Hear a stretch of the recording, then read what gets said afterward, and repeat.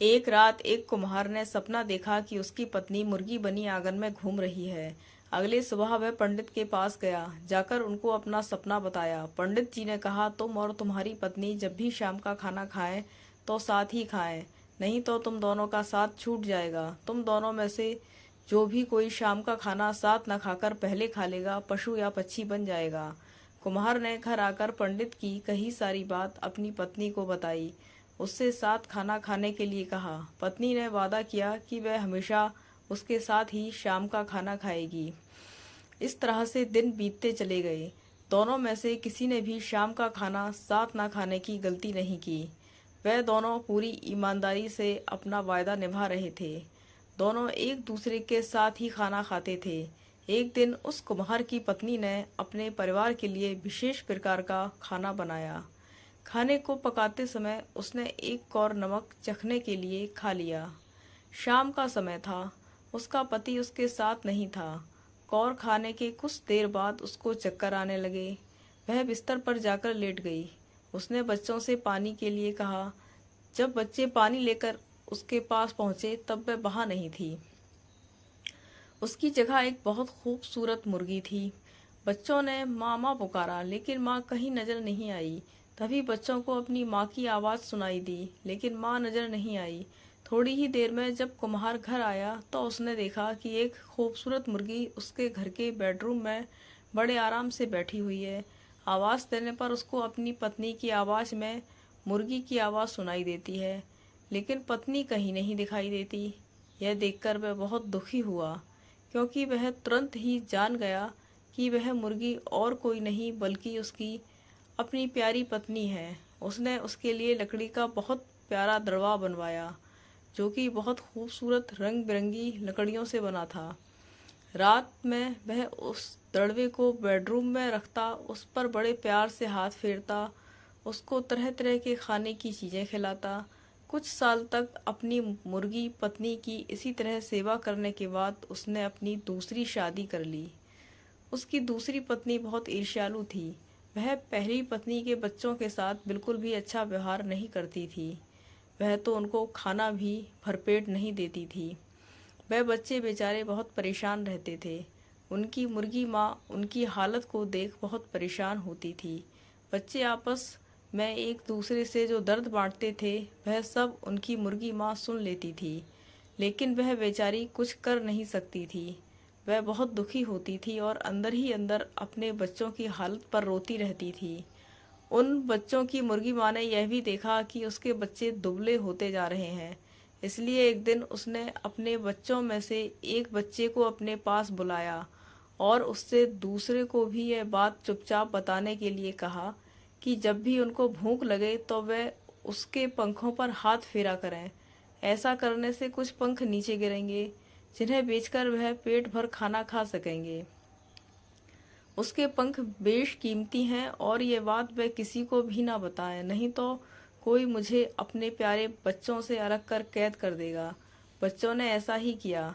अब जब भी उनको भूख लगती तो वे अपनी मुर्गी माँ के परों को सहलाते, जिससे कुछ पंख नीचे गिरते। उनको दुकान पर बेचकर जो धन मिलता, उससे सभी बहन भाई पेट भर खाना खा लेते। इससे धीरे धीरे उनकी तंदुरुस्ती अच्छी होने लगी। पर यह तो उस सौतेली माँ की उम्मीदों के खिलाफ हो रहा था। उसके सौतेले बच्चे तो बजाय दुबले होने के और ज़्यादा तंदुरुस्त होते जा रहे थे, जबकि वह खुद उनको बहुत कम खाना देती थी। वह बच्चों को इतना तंदुरुस्त देखकर बहुत ही ताज्जुब में पड़ गई कि ये सब कैसे हो रहा है। कुछ समय बाद उस कुम्हार की दूसरी पत्नी ने एक बेटी को जन्म दिया।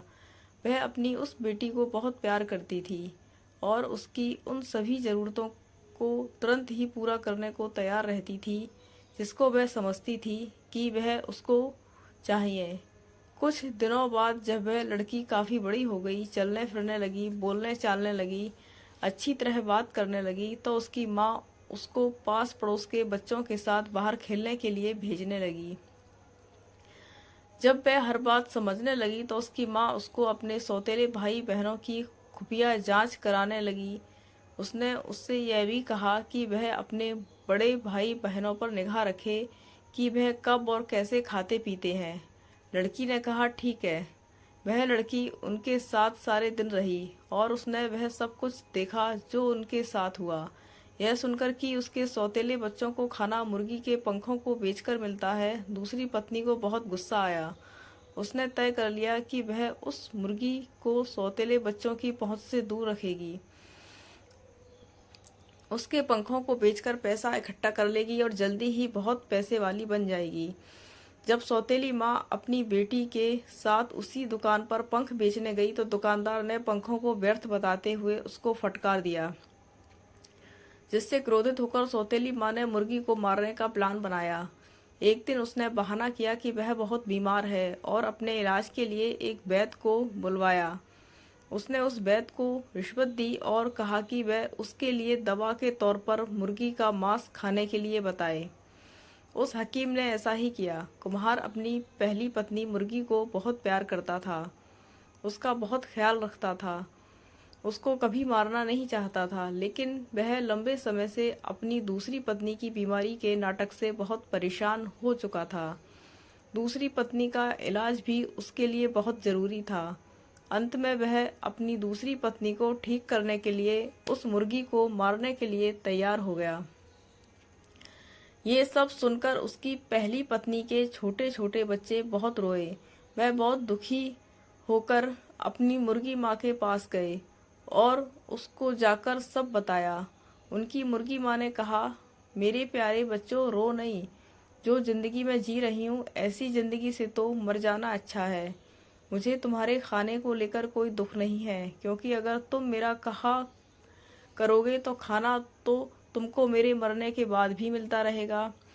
मेरे मरने के बाद तुम लोग मेरी हड्डियां और पंख इकट्ठे कर लेना और उनको किसी ऐसी जगह दबा देना जहां उनको कोई ढूंढ ना सके। फिर जब भी तुमको भूख लगे तो तुम वहां आ जाना और मेरा एक पंख निकाल कर बेच लेना। मेरे पंख कभी खत्म नहीं होंगे।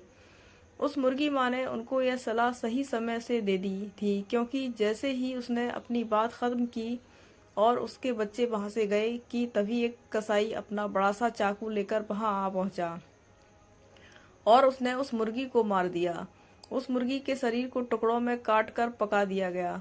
कुम्हार की पत्नी ने उस मुर्गी के मांस को खाया और बच्चों को केवल हड्डियां ही मिली। बच्चों ने उन हड्डियों और पंखों का वही किया जो उनकी मुर्गी माँ ने उनसे करने के लिए कहा था। उन्होंने उसकी हड्डियों और पंख को एक लकड़ी के बॉक्स में बंद करके ऐसी जगह दबा दिया जहां उन्हें कोई ढूंढ नहीं सकता था। जब उनको खाने की जरूरत होती तो वे वहां जाते और उन हड्डियों से खाना मांग लेते और उनको खाना मिल जाता। सो अब उनको फिर से खाना रोज और खूब मिल रहा था। अब वे भूखे भी नहीं रहते थे।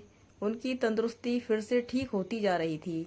उस मुर्गी के मर जाने के कुछ समय बाद कुम्हार की पहली पत्नी की बेटी तालाब किनारे पानी पी रही थी। तभी उसके कानों की बाली ढीली होकर तालाब में गिर पड़ी। वह तालाब मछलियों से भरा हुआ था। पूरे शहर में मछलियां इसी तालाब से बिकने जाती थी। एक मछली पानी के साथ साथ उसके कानों की बाली को भी पी गई। अब हुआ यह कि एक मछुआरे ने वह मछली पकड़ ली। मछली अच्छी नस्ल की थी, इसलिए वह मछली राजा के रसोइये ने ऊंचे दामों में खरीद ली। रसोइये ने जब उस मछली को पकाने के लिए काटा तो उसको यह देखकर बड़ा आश्चर्य हुआ कि उसके अंदर तो कान की सोने की बाली है। वह उसको लेकर राजा के पास गया तो राजा के अंदर भी जिज्ञासा पैदा हुई, आखिर ये कानों की बाली किसकी है। राजा ने अपने राज्य में यह मुनादी पिटवा दी कि जिस किसी की भी कान की सोने की बाली खो गई हो, वह उसको राजा से आकर ले जाए। कुछ ही दिनों में उस लड़की का भाई राजा के पास आया और बोला कि वह कान की बाली उसकी बहन की थी। उसकी यह कान की बाली तालाब के पास पानी पीते समय तालाब में गिर पड़ी थी। राजा ने उस लड़की को बुलाया तो वह उसकी सुंदरता और शालीनता से इतना प्रभावित हुआ कि उसने उससे शादी कर ली और उसके परिवार की भी खूब सहायता की।